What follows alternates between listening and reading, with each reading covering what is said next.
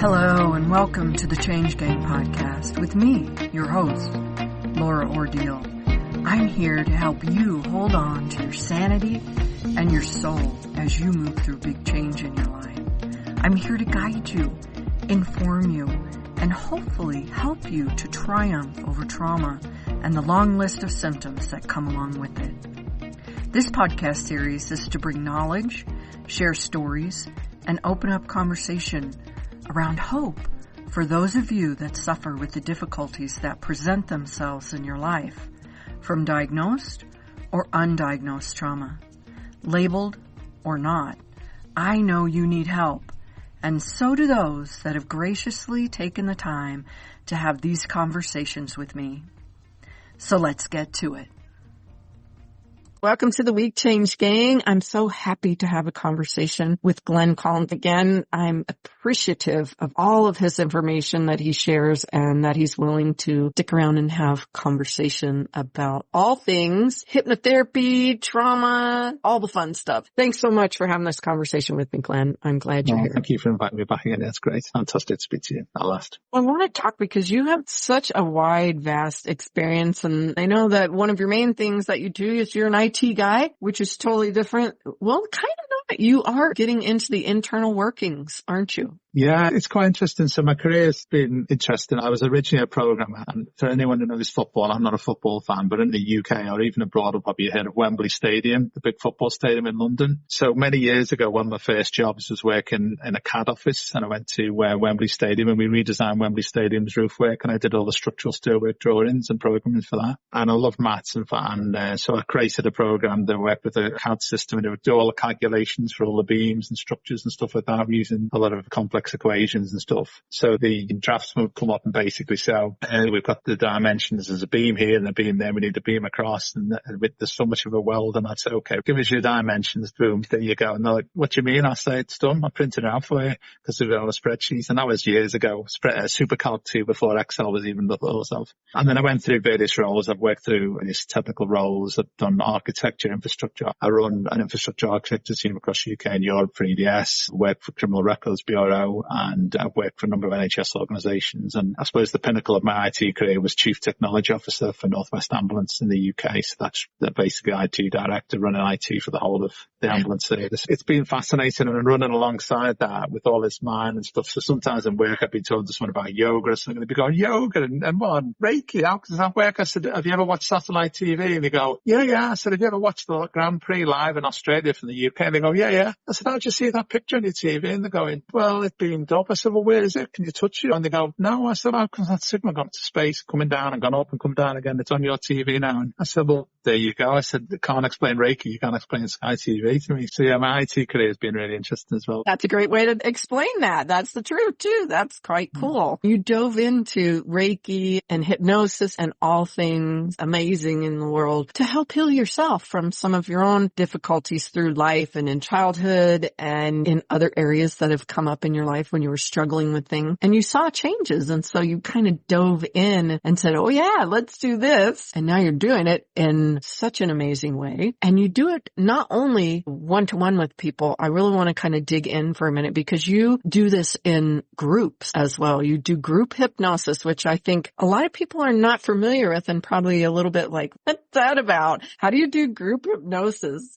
So do you want to share a little bit about how you do group hypnosis and why you started doing groups instead of just one-on-one? So I'll take a step back a little bit first. So when I used to work for EDS, which was between 2000 and 2007 or 8, we used to use webinar technology to speak to clients. We had people, because it was a global organization, we speak to America, France, Germany, Holland. So I was used to doing web conferences and stuff like that, but obviously a lot of people weren't, and until the advent of COVID and Zoom became popular and so on. Prior to that, people weren't really that used to using it, and then Skype came out, people were speaking to people across the world, relatives, and over Skype and so on, and that was the big thing. Obviously, prior to COVID, I'd done a couple of Skype calls and stuff with people. I did some coaching. I've been coaching on and off for quite a number of years, probably about 30 years in total, but certainly the last 12, 15 years especially. And I was coaching some people via LinkedIn who used to work for EDS over in America. And so when I got into hypnosis and I did some training on that, I did face-to-face intensive 1 week and then a 2-week solid 14 days an LP course. And as part of the master prep, we did hypnosis and master hypnosis and so on. But that was all face-to-face. And then obviously with COVID hitting and doing my other training as well, that was all trained online. And we were doing Zoom sessions. So at one point when I was doing my RTT studying especially, I was doing like 6 or 7 sessions a week in the evenings as well as a full-time job, all over Zoom, all over the world. And people were saying, well, how'd you do hypnosis over Zoom? I don't want to do hypnosis over Zoom. How'd you do that? Or Google Meet or whatever people want to use. And it works extremely well. So much so, one of the clients I had was in America and the internet connection, this only ever happened to me twice, fortunately, but the internet connection dropped in hypnosis. So we'd made a discussion beforehand what to do if it happened. So she dialed me back. And then basically I quickly took her back into hypnosis and she went right back into the scene where she left off. So I'm back in the room and my Uncle Bob's over there and the cat's over there and I heard the screecher brakes outside and someone crashed in or whatever it was, you know, and right back in. So that was the first thing. Yes, hypnosis works, as you know, well, just for the benefit of any listeners who are not familiar, hypnosis over Zoom and over the internet works really well. And then on top of that, the other thing was that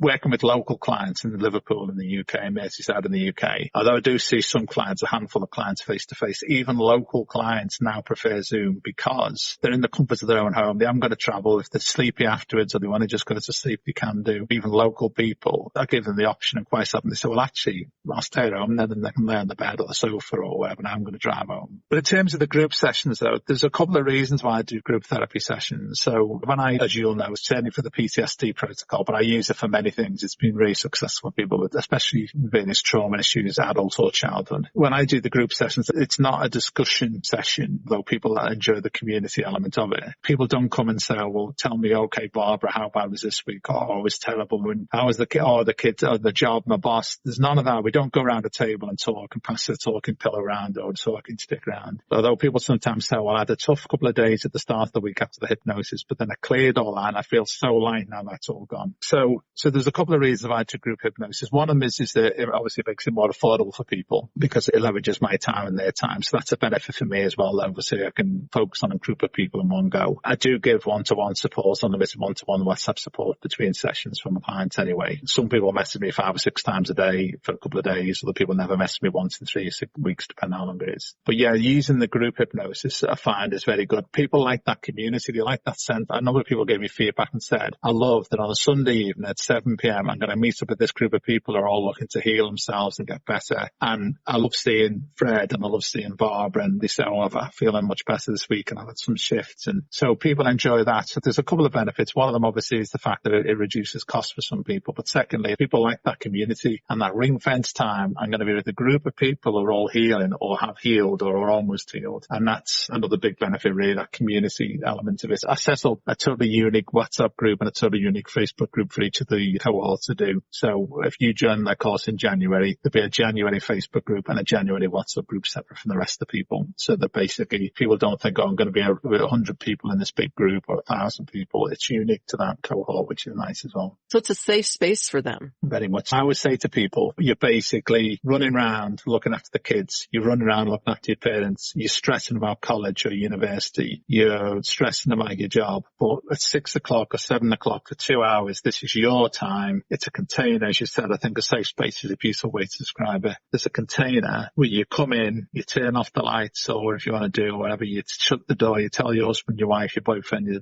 girlfriend, the dog, the cat, your sister, the kids, whoever, your parents, no one's coming in for 2 hours. I'm going to sit here. I'm going to have a nice 10 or 15 minutes, just gentle ease into it. And I'm going to go into this lovely, a massive experience of deep mind and body relaxation. People often say to me, it's the most relaxed they've ever felt and the calmest and the first time they've slept properly in years and so on after that evening and so on. So as you say, the safe space is a beautiful way or a container where they just shut the world up, put a bubble around themselves if they like. And just for 2 hours, it's all about them and giving time back to them and taking that time for themselves rather than worrying about everyone else and having to do this and needing to be there and having to be for this person and that person. Yeah. So many people don't do that. And that's why they're suffering the way they're suffering. But what I find amazing is that it's only for 6 weeks, maybe 6 weeks out of your life to pretty much change everything. I mean, sometimes I feel like I'm, a carnival barker or one of those people, snake charmers that says, come here, do this, it's magic. But it is. And I've seen it happen. I know you've seen it happen. And so in the group part of it, I think one of the things that you mentioned is really cool too. A lot of people think, oh, no, I think I'd like the privacy more of one-on-one, which is great. Then do one-on-one. But something you get when you're in that group is that energetic add, the energy of everyone in that space, healing, wanting to change, wanting that. It's like that. It goes around and touches on everyone in there. I mean, I believe that that is an energetic thing, and I'm pretty sure you do too. And so for those of you that are listening that believe in that energetic thing, that's a great way to do it. If you don't, then don't do it. Don't worry about it. That's okay. But I feel like that does kind of change the aspect of that. And I think that's how sometimes, even without it being one-on-one, it brings spectacular changes in people's life. Have you noticed, or I'm curious how it's gone along for you, because I get to have this conversation with you, that some people will kind of go along and it's like this quiet thing for them during the process, and they might seem a little bit, oh yeah, well, kind of it's been okay. And then all of a sudden though, by the end, it's like, oh wow, yeah, it's like these little breadcrumbs have led the way. It wasn't this big flip of a switch that changed something for them, but all of a sudden they have this realization that it's different. I think for me, one of the things I do slightly different is I created a workbook which I give to all my clients. And there's a couple of exercises in the first few pages. And one of the things I get people to do, and I've done this with my RTT clients and other people as well. So there's a number of things. So when I started doing RTT, I created an intake form on Google Forms. I'd never used it before, but I figured it out, and I've still been using the same form 3 years later. I was very much a perfectionist in the past, and I've got over that. That was one of the things of the childhood trauma and stuff, is perfectionist. You can't dare make a mistake, because if you do, you're doomed. So that's one of the patterns of complex PTSD. So I did this form, which is very effective. And one of the things I consciously made a decision on was for people to score between 0 and 4. I wanted an even number for any criteria they were scoring, because I didn't want anyone to sit on the fence. So you either say 0, not applicable; 1, hardly anything; 2, a little bit; 3, quite a bit; 4, terrible. So no one can pull 3 out of 5 and sit on the fence. So it's either it's on the 1 to 2, it's not really an issue, or it's 3 to 4, we need to monitor this. And I get people to score. I've had people come back. I've got a great success story. I've shared the photographs in the group, but a great RTT success story where basically I went to Capri in June for a wedding, and it was one of my clients from 2 years ago, and she had wanted some relationship support and money block support, and basically did a session for her. And then a couple of days later, she rang me excited to say she'd met this amazing guy. And if she put me in touch with him, and I did a couple of sessions for him on something else. And then basically it went really, really well, and she proposed to him, and sorry, he proposed to her, I should say, in the Canadian Rockies. They live in Canada. And then basically, because his family's from Italy, they got married in Italy, and they invited me to the wedding, which was an amazing experience on Capri. And the reason I think of them is that I did 2 sessions for him, and we scored all these different criteria, and there was a couple of things with 3s and 4s. And then he came back. So with the RTT process, she listened to a customized recording for 21 days and then come back. I always do this with my clients on RTT, and also clients from the Deep Reset program and Service program. And I look back again to look back at the scores. And in his particular case, I said, oh, just out of curiosity, you scored 4 on X and 3 on Y and 3 on Z. And we worked on X. But did you notice the Y and Z, which seem unconnected, have gone down to 1 or 2? Or 0. And it's like, no, that must have been a mistake. And I go, no. And the point I'm making here, and the same we do with the Deep Reset program and Service protocol and so on, is that some of these things are so profound. Our beliefs are so strong. We form beliefs aren't facts. They could be facts, but they're usually not. So beliefs are just very strongly held views. But people are so convinced about things that black is white and white is black. You can't persuade otherwise. I'm not good enough. I'm this. I'm not that. I'll never do this. But the profound thing is, with this deep work we do, people can change so much. They'll come and tell you black is white.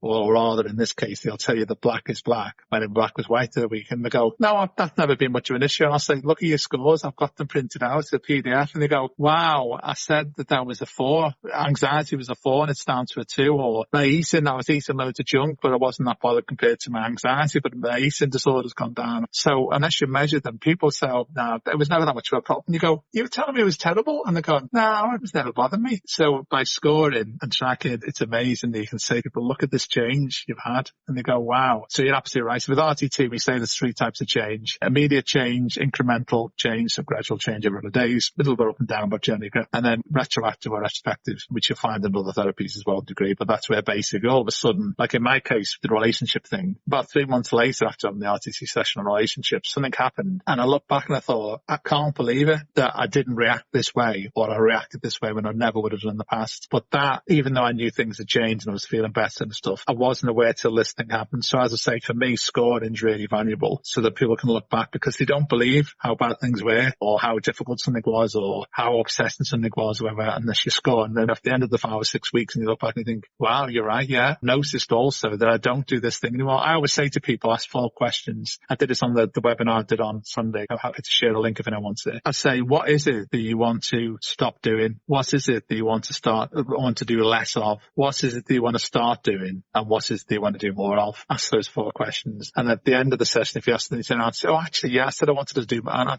I've started going, I've gone to the gym every day, or I don't do this anymore, I hardly do any of that. So if you ask those 4 questions, it's a great way to measure smaller changes where the habits and patterns are changing. Wow, that's so true. And it is so interesting that we don't see that change until we take a moment, or even until someone points it out and says, oh my gosh, that's so different. You're like, what? Oh, well, I guess it is. And then, so have you had the opposite of that happen, where you've had somebody really just have something significant, a moment that they know, oh my gosh, this absolutely changed, and I know it's totally different right now? Yeah, so I've got some amazing testimonials, and one of the ladies I work with got to know very well. It was an RTT session for her, but again, using hypnosis and a combination of other processes. And she'd had an eating disorder for 7 years, and basically she come out of the session and she was like the usual, as you'll know, but anyone who's listening to this or watching, one of the greatest things is when people have never been hypnotized before, and then they come out and they're like this, and it's like they just woke up from 100 years sleep, and they're like, oh wow. And she come out of this thing and she said, it's gone. And I knew what she meant, but I just said, what's gone? I said, the eating disorder. So I could go down and cook something now.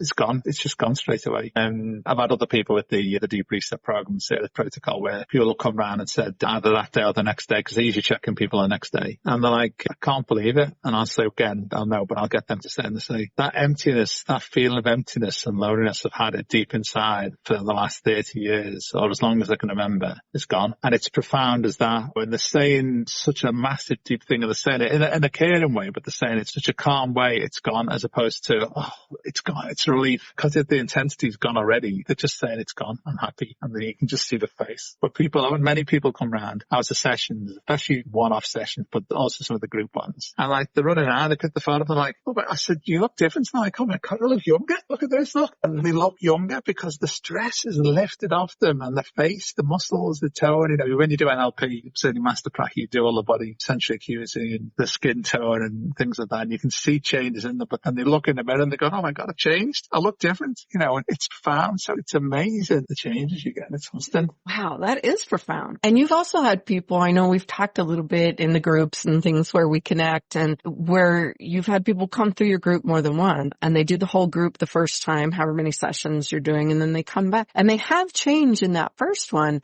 but then they even have more change coming in the next one, coming through that group again. So for clarity, what I do is I say to people, if you come on a one-to-one program with me, or you come on the group program, you can come back on the next one free of charge. So I give that to people as a gift. They come back on the next group program with one free. So 2 cases, one person basically did the first program out like a light, like a lot of people are. I can't remember much about a particular person. And when they come out, they said, oh, I realized that it was I'll say it's sister. My sister was in the room when I was 5 or whatever it was, shows to them or whatever. And then they went away, they had a big shift, and then they come back and came around again. And at the end of the first session they did, or second session technically in terms of the protocol, they said, oh yeah, I saw this person very, very clearly, and without giving away the protocol, not because it's a secret, but just to not suggest anything for people's minds. Basically, she said, oh yeah, I saw my sister again, but I saw her very, very vividly, and I had a big discussion with her. You'll know what I mean, but obviously for people who's not familiar, I don't know, but I had a big discussion with her basically. So they said it was very profound. They had an awareness the first time, but the second time they came round, it was a very profound thing and a very cathartic process, because they could speak absolutely and let rip more or less their words. The other person I'll give you an example of, which is really powerful, came in, had profound shift in the first to second session, I think maybe the second one. But I say, come through all 6 or 7, mine's sort of like an 8-step process now, because I do the ego conference for everyone, which is now in the group program anyway. I said, come around again, it's had a profound shift in the first or second one, and we've got a good relationship, therapy relationship in the past. So I said,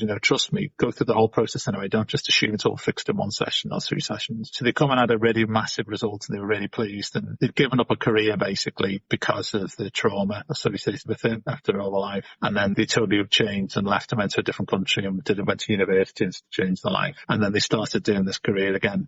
They were professional, very successful professionally, and a dancer basically in simple terms. And so it's all gone, which is fine. But then the second time they came around the program, they had an absolutely profound shift in terms of relationships, which they hadn't realized before coming on had been an issue. And then they realized something profound about relationships, which is a massive shift and a big healing process for her. But she hadn't come on second time specifically with a view to healing relationships or like that. She didn't particularly think there was an issue necessarily. She'd just come on again because I said, come on again, it's free. And they really enjoyed it. So they came on and had this big shift in terms relationships. So that's the thing as well. You say about peeling the layers of an onion, and quite often that is the case. I think that you need to get through to the root cause of an issue, and sometimes it might take more than once around the program. Some people, I think, with very complex PTSD, complex trauma, but in that particular case, they came back and shifted to something else. So the analogy I love to use, I'll give you 2 different examples that people might relate to. So the first example is if you're standing in front of a car with headlights shining in your eyes and it's a pitch black night, you can't see torches and candles around you. But if you can turn those blaring floodlights out or the car headlights out, you can see torches and candles around you.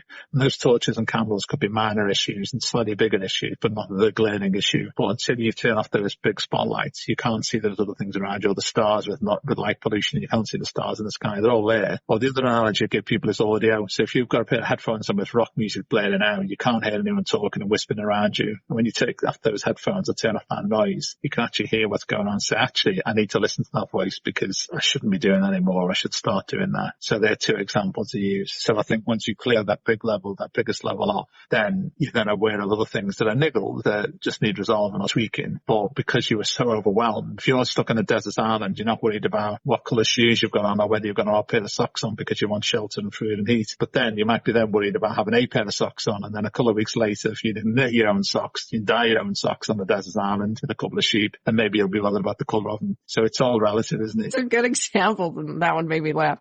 That's great. And that's true. And the interesting thing too is that I think after some people experience that, it's like this whole new way of living. And there's some adjustments sometimes to that new way of living. And so the continuation of that support and help is a great way for them to anchor in that new way of living and to help them kind of process those new ways. Because when you have been in fight or flight or whatever for so long, or you're in this area of difficulty for such a long time, and then all of a sudden it's gone and you're like, oh, how am I supposed to live now? What am I supposed to do? How do I function? And it's a whole new way of kind of relearning how to be in the world. And so I think it's great that you offer that. And even if it's just for that support when you come down the slide at the end and you're whooshing into the water, and just kind of to gradually then be able to flow into what's next, I think that's a great opportunity for people. So I'm so glad that you do that. Thank you for doing that. Thank you. I think there's 2 things I'd like to add to that as well. You articulated that really well. So I think one of the things for me is that there's a video I saw on Facebook and Instagram a year or 2 ago. I think it was the battery chickens being rescued. Someone had clubbed together and bought this battery chicken farm and to let the chickens out. And the chickens come out and they were basically hopping almost because they didn't know what grass felt underneath their feet, and they couldn't see probably because they'd been in the dark more or less all the time. And they didn't know. And it's like that with a lot of therapy clients come out, especially when they have these transformations. It's a whole new world. It's like being reborn in a way in some cases. What they believed was true, which obviously wasn't true. They were good enough. They were enough. Things were accessible to them. They were worthy of love. They do fit in. There is a connection for them. There is a tribe somewhere for them. So I think the coaching element is quite important. Not everyone obviously takes that up, but I think that's an important thing for people to consider as well. This is once you come out of this alien world, which is your normal world, into the real world or vice versa, then when you're hopping down, you're scared to touch the grass under your claws and stuff as a chicken. And then it's like, oh my God. So there's a positive and a negative. Overall, it's a negative anyway, but the positive is I can do that and I can do this and I can do that and I can tell them that and I can say this to them and I'm going to tell them that and tell them what for, and I'm not going to do that anymore. But it's like, Now all that energy's gone, all that pent-up energy's gone, and anger. What do I actually do now? What do I want? And that's part of the process the workbook does, to say what do you want to stop doing, what do you want to do less of, what do you want to start doing, what do you want to do more of. Just gives them a little bit of a steer anyway. I think the other very important point to make is and people on a spiritual journey will be aware of this already, but other people maybe not so much, is in relationships, romantic relationships, friendships, even family, career, etc., we basically form like pieces of a jigsaw as we evolve and form our beliefs and grow and so on. So what happens is we attract a certain type of people, and we allow a certain type of people who are wrong for us, but we allow them in because we haven't got the strength or the skills or the processes to protect ourselves from those people. And we put up with things from people who might be just genuine nice people, but they're used to always being this way. So you always clean up, so you always will do, or you always go and do the shopping, so you always will, or you always do this, so you always will, or you're in work, you always stay late, so that's expected. So I think another important thing to be aware of is that when you go through these changes, which are for the better and very positive, people don't like that because they like the status quo. It's like the crabs in the bucket scenario is one example. Or I think it was an example of a study done with monkeys in the zoo or some experiment a long time ago in the 50s or something. And basically every time the monkeys went to reach up and grab this banana, they got electric shock in the water or something like that, so they stopped doing it. And then basically put another monkey in, and as soon as that monkey was put in, it saw a banana come down and went to grab it. They'd all grab the monkey and pull it off, and it didn't understand why, because they thought, well, there's a banana there, I can have the banana. But they did actually get electrocuted, so they're protecting it. But then what they said then is if they then put more monkeys in and stopped doing the electric shock, they'd still all keep pulling the new ones down. And even the ones that's never had an electric shock before but have been conditioned by the previous generation that was stopping them would get conditioned. So you always do that, I never do this, I always have to do that, you never do that, I can never do this, you, etc. So people don't like that change, that status quo. Even if they love you to bit, and even if they've got the best intention, they don't like the change. So you need to be aware of that, and obviously have that in mind, so that if you say no to your boss, I'm not going to work late, they might not be happy. It's not because you're doing anything wrong, you're just doing the same thing as everyone else. But there will be an adjustment period where they need to learn that you're no longer going to be walked all over. You're no longer be expected to, you won't be tolerating this or that in a relationship. And also, I say there's 3 levels. We can control virtually everything, almost entirely everything we think. We can control our interactive one-to-one moments interaction with people. So we can turn around and say, if you speak to me like that, I'm going to go, or I'm going to put the phone down. But then there's the big stuff, which is that you've got a mortgage with this person, you're in a long-term relationship with this person, you're in a job, but you can't just leave tomorrow. So there's some big stuff that takes a little bit longer to fix, but you can change those things. And I think it's important to understand that some changes might take a bit longer to do, but it's like an oil tanker. You can turn the rudder and start turning and steer in a different direction. It doesn't have to happen instantly. But once you've got the tools and the beliefs and the confidence to do these things, you can start them. And it might take a couple of weeks, a couple of months to get the new job, whatever, but you can do that and believe in yourself and do it. Yes, very good. And I'm so glad you said that, because that's so true. When we change, that doesn't mean everyone around us has changed, but we have to figure out how we are in that new environment and what's acceptable to us. I was just talking to somebody about that the other day, and I said it's like the crabs in the bucket where they all pull the crab back down, because that's what they do and that's what happens. And often if you're in a difficult environment, definitely going to happen. And that's where you have to kind of either be really strong or change the environment, which is going to be a new process. It's like you said about, you're the sum of the 5 people or the 7 people you spend the most time with. And I think that's very true, whether it's books you're reading or people to spend time with online or Facebook pages you follow or Instagram channels or YouTube or the pub you're drinking or the sports club you go to or the after work socialise. And you do find your level. I used to play badminton very competitively. I used to play 3 hours on a Sunday, 2 hours on a Monday, then 2 matches in the week as well. I lived and breathed for badminton. And I remember we used to laugh. We won a couple of tournaments and won the league a couple of times in one league. But we were in 2 different leagues. And the Runcorn and Widnes League we were in was the second one we were in. And we used to say, why have you bothered signing us up for this league? Because you'd go in and we were fantastic badminton players, so competitive, so fit, very skillful. And we'd go to the Runcorn lead and we'd just literally be getting the shuttle, the racket, and just like that, because you knew as soon as you hit the shuttle, it was going to get smashed to 150 mile an hour. And there was no way. You'd stick something in the way and duck and get something back and you'd be obliterated. But if we didn't play in that league, our other game went down because we were never pushed and stretched to do it, and we become complacent. And I think it's the same with many things in life. If everyone is on the same amount of money, if everyone has the same interest, if everyone doesn't want to go and do anything extra, doesn't want to go for a walk, doesn't want to exercise or whatever, then we fit in with nature. What gets us to form and settle into that, the compliance with the people around us. So I think that's the thing, as you say, it's a big challenge for some people, because if you're in a very toxic environment, environment and a workplace, you might have to find another job and leave it. It might not be the easiest thing to do overnight. But if they're constantly ruining your mental health and making you ill, then it's the right thing to do. And the therapy that we do might just be the catalyst they need to believe in themselves and realize they're good enough to then leave. So maybe it's jumping over the side of the cruiser at the cruise liner with a life jacket on and a lifeboat and a paddle. But if that lovely beach is there and happiness is there and you can stay on the cruise ship and they're all horrible, maybe you need to put your life jacket on, get your boat and your little paddle and start paddling. And that jump can be scary, but it can be so worth it. Thank you so much for this conversation, Glenn. I so appreciate it. I love the name of I don't know if that's your business or if it's just your situation, but Finally Free Therapy is such a great name. I think that's amazing. And so that's your Instagram handle, the name of your Instagram account. They can find you at Finally Free Therapy. Where else can they find you? So it's mainly on Instagram. That's my main presence at the moment. And I did have a website, but I'm getting that redone at the moment. So the website's not